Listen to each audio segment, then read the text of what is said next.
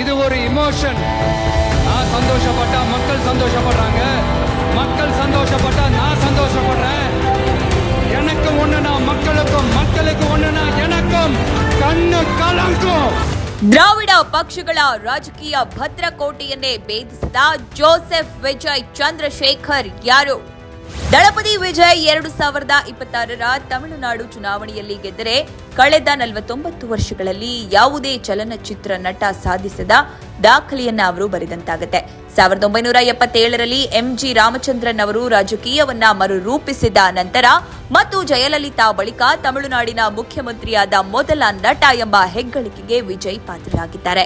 ಇದೇ ಮೊದಲ ಬಾರಿಗೆ ವಿಧಾನಸಭಾ ಚುನಾವಣೆಗೆ ಸ್ಪರ್ಧಿಸಿರುವ ನಟ ವಿಜಯ್ ಅವರ ಟಿವಿಕೆ ಪಕ್ಷ ತಮಿಳುನಾಡು ರಾಜಕೀಯದಲ್ಲಿ ಕ್ರಾಂತಿಯನ್ನ ಸೃಷ್ಟಿಸಿದೆ.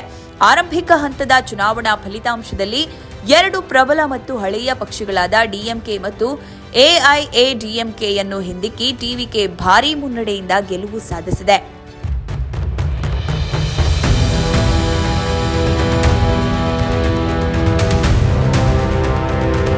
ಹುಬ್ಬೇರಿಸುವ ವಿಚಾರ ಏನಪ್ಪಾ ಅಂದ್ರೆ ವಿಜಯಕಾಂತ್, ಕಮಲ್ ಹಾಸನ್ ನಂತರ ಶರತ್ ಕುಮಾರ್ ನಂತಹ ನಟರು ಪಕ್ಷವನ್ನ ಕಟ್ಟಿದರೂ ಸಹಿತ ಯಶಸ್ವಿಯಾಗಿರಲಿಲ್ಲ. ಆದರೆ ದಳಪತಿ ವಿಜಯ್ ಮೊಟ್ಟ ಮೊದಲ ಪ್ರಯತ್ನದಲ್ಲೇ ಈ ಮಟ್ಟಿನ ಯಶಸ್ಸು ಕಂಡಿರುವುದು ತಮಿಳುನಾಡಿನ ಮತದಾರರು ಮತ್ತು ಅಭಿಮಾನಿಗಳಿಂದಲೇ ಆಗಿದೆ. ಕೇವಲ 2 ವರ್ಷ ಹಳೆಯದಾದ ವಿಜಯ್ ಅವರ ತಮಿಳಗ ವೆಟ್ರಿ ಕಳಗಂ ಅಧಿಕಾರದ ಚುಕ್ಕಾಣಿ ಹಿಡಿಯಲು 118 ಮ್ಯಾಜಿಕ್ ನಂಬರ್ ಆಗಿದೆ. ಟಿವಿಕೆ ಮುನ್ನಡೆಯಲ್ಲಿದ್ದು ಸದನದಲ್ಲಿ ಬಹುಮತಕ್ಕೆ ಅಗತ್ಯವಿರುವ 118 ಸ್ಥಾನಕ್ಕೆ ಹತ್ತಿರವಾಗಿದೆ. ಬಹುತೇಕ ದಳಪತಿ ವಿಜಯ್ ಮುಖ್ಯಮಂತ್ರಿಯಾಗುವ ನಿರೀಕ್ಷೆ ಇದ್ದು ಈಗಾಗಲೇ ಎಲ್ಲೆಡೆ ಟಿವಿಕೆ ಪಕ್ಷದ ಸದಸ್ಯರ ಗೆಲುವಿನ ಸಂಭ್ರಮಾಚರಣೆಗೆ ಸಿದ್ಧರಾಗ್ತಿದ್ದಾರೆ. 2009ರಲ್ಲಿ ರಾಜಕೀಯ ಜೀವನಕ್ಕೆ ಕಾಲಿಟ್ಟರು ವಿಜಯ್ ಅವರು ತಮ್ಮ ಅಭಿಮಾನಿ ಬಳಗವನ್ನ ಮರು ಸಂಘಟಿಸುವ ಕೆಲಸವನ್ನ 2009ರಲ್ಲೇ ಪ್ರಾರಂಭಿಸಿದ್ರು. ವಿಜಯ್ ಮಕ್ಕಳ್ ಇಯಕ್ಕಂ ಎಂಬ ಹೆಸರಿನಲ್ಲಿ ಔಪಚಾರಿಕವಾಗಿ ಅಭಿಮಾನಿ ಸಂಘಗಳನ್ನ ಸ್ಥಾಪಿಸಲಾಯಿತು. ಆರಂಭದಲ್ಲಿ ಇದನ್ನ ಕೇವಲ ಜನಕಲ್ಯಾಣ ಮತ್ತು ಸೇವಾ ಜಾಲವೆಂದು ಗುರುತಿಸಲಾಗ್ತಾ ಇತ್ತು. ಆದರೆ ಈ ಸಂಘಟನೆಯು ಕ್ರಮೇಣವಾಗಿ ಸಂಕಷ್ಟದ ಸಮಯದಲ್ಲಿನ ಪರಿಹಾರ ಕಾರ್ಯಗಳು, ಶೈಕ್ಷಣಿಕ ನೆರವು ಮತ್ತು ಸ್ಥಳೀಯ ಜನರ ಸಮಸ್ಯೆಗೆ ಬೆನ್ನೆಲುಬಾಗಿ ನಿಲ್ಲುವ ಮೂಲಕ ರಾಜ್ಯದ ಬೂತ್ ಮಟ್ಟದವರೆಗೂ ತನ್ನ ವ್ಯಾಪ್ತಿಯನ್ನ ವಿಸ್ತರಿಸಿ ಜನರ ವಿಶ್ವಾಸವನ್ನ ಗಳಿಸಿತು.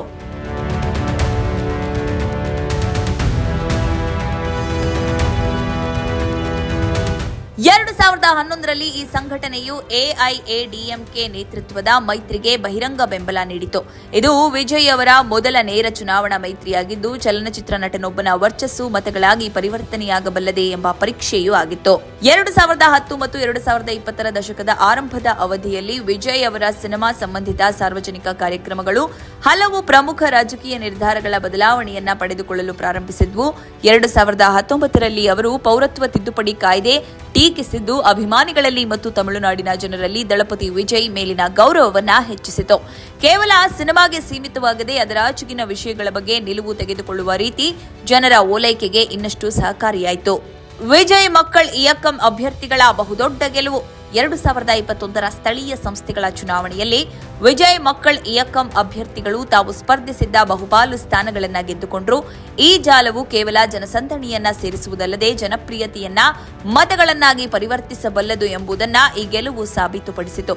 ಅಲ್ಲದೆ ಪಕ್ಷದ ಅಧಿಕೃತ ಘೋಷಣೆಗೂ ಮುನ್ನವೇ ಸಂಘಟನಾ ಶಕ್ತಿಯ ಫಲ ವಿಜಯ್ಗೆ ಲಭಿಸಿತ್ತು.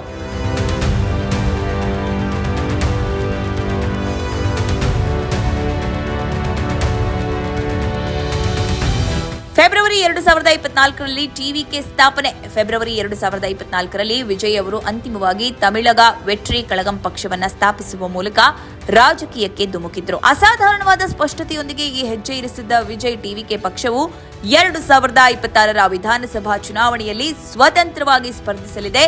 ಚುನಾವಣೆಗೂ ಮುನ್ನ ಯಾವುದೇ ಮೈತ್ರಿಗಳನ್ನ ಮಾಡಿಕೊಳ್ಳುವುದಿಲ್ಲ ಎಂದು ಅವರು ಘೋಷಿಸಿದ್ರು.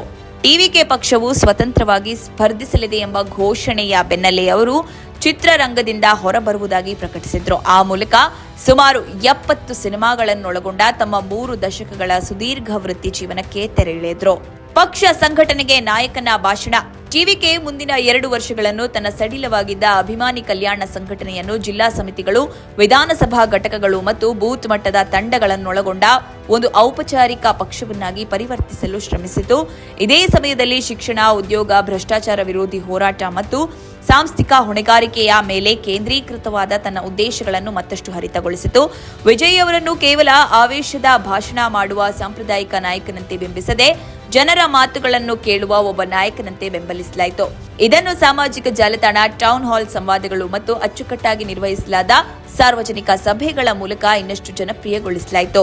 2025ರಲ್ಲಿ ಕರೂರಿನಲ್ಲಿ ಟಿವಿಕೆ ಸಂಬಂಧಿತ ಕಾರ್ಯಕ್ರಮವೊಂದರಲ್ಲಿ ಸಂಭವಿಸಿದ ಭೀಕರ ಕಾಲ್ತುಳಿತವು ಒಬ್ಬ ರಾಜಕೀಯ ನಾಯಕನಾಗಿ ವಿಜಯ್ ಅವರು ಎದುರಿಸಿದ್ದ ದೊಡ್ಡ ಸವಾಲಾಗಿತ್ತು. ಆದರೆ ಈ ಘಟನೆಯ ನಂತರ ವಿಜಯ್ ನೀಡಿದ ಪ್ರತಿಕ್ರಿಯೆ, ಅಳೆದು ತೂಗಿದ್ದಂತಿದ್ದ ಸಾರ್ವಜನಿಕ ವಿವರಣೆ ಮತ್ತು ಸರಿಪಡಿಸುವ ಕ್ರಮಗಳು ಆಡಳಿತ ಮಟ್ಟದ ಕಠಿಣ ವಿಮರ್ಶೆಗಳನ್ನು ಅವರು ಹೇಗೆ ನಿಭಾಯಿಸಬಹುದು ಎಂಬುದಕ್ಕೆ ಆರಂಭಿಕ ಸೂಚನೆಯಂತಿದ್ವು. ಸ್ಪಷ್ಟ ಬಹುಮತ ಸಿಗದಿದ್ದರೂ ಸಹ ಸುಮಾರು 110 ಸ್ಥಾನಗಳನ್ನು ಗೆದ್ದುಕೊಂಡರೆ ವಿಜಯ್ ಅವರು ಸರ್ಕಾರ ರಚನೆ ಮಾಡುತ್ತಾರೆ, ಅಂದರೆ ಮುಖ್ಯಮಂತ್ರಿಯಾಗಿ ಹೊರಹೊಮ್ಮಲಿದ್ದಾರೆ. ಚುನಾವಣೆಗೂ ಮುನ್ನ ಯಾವುದೇ ಮೈತ್ರಿ ಮಾಡಿಕೊಳ್ಳಲು ನಿರಾಕರಿಸಿರುವುದರಿಂದ ಚುನಾವಣೆ ನಂತರ ಯಾವುದೇ ಮೈತ್ರಿ ಮಾಡಿಕೊಂಡರೆ ಅದು ತೀವ್ರ ಚರ್ಚೆಗೆ ಕಾರಣವಾಗುತ್ತದೆ. ಅಸ್ತಿತ್ವದಲ್ಲಿರುವ ಎಐಎಡಿಎಂಕೆ ಪಕ್ಷಗಳ ಜೊತೆಗೆ ಟಿವಿಕೆ ಒಂದು ಪ್ರಬಲ ಶಕ್ತಿಯಾಗಿ ಉದಯಿಸುತ್ತಿರುವುದರಿಂದ ಎಂಜಿಆರ್ ಅವರ ಕಾಲದ ನಂತರ ತಮಿಳುನಾಡು ಈಗ ಅತ್ಯಂತ ವಿಶ್ವಾಸಾರ್ಹವಾದ ತ್ರಿಕೋನ ಸ್ಪರ್ಧೆಗೆ ಸಾಕ್ಷಿಯಾಗುತ್ತಿದೆ. ಇಷ್ಟು ದಿನ ಇಬ್ಬರು ದ್ರಾವಿಡ ದೈತ್ಯರಲ್ಲೊಬ್ಬರನ್ನ ಅವಲಂಬಿಸಿದ್ದ ಸಣ್ಣ ಪಕ್ಷಗಳು ಈಗ ಇದಕ್ಕಿದ್ದಂತೆ ಮೂರನೇ ಆಯ್ಕೆಯನ್ನು ಕಾಣ್ತಾ ಇವೆ. ಎಂಜಿಆರ್ ಅವರು ಪಕ್ಷದ ಜನಕಲ್ಯಾಣ ಆಧಾರಿತ ಜನಪ್ರಿಯತೆಯ ಅಲೆಯ ಮೇಲೆ ಅಧಿಕಾರಕ್ಕೆ ಬಂದಿದ್ರೆ, ವಿಜಯ್ ಅವರ ಆಕರ್ಷಣೆಯು ಇಂದಿನ ತಲೆಮಾರಿನವರನ್ನು ಮನಸೋಲುವಂತೆ ಮಾಡಿದೆ. 2026ರ ಬೆಳವಣಿಗೆಗಳು ಈಗಾಗಲೇ ತಮಿಳುನಾಡು ರಾಜಕೀಯದ ವ್ಯಾಕರಣವನ್ನಂತೂ ಬದಲಿಸಿವೆ.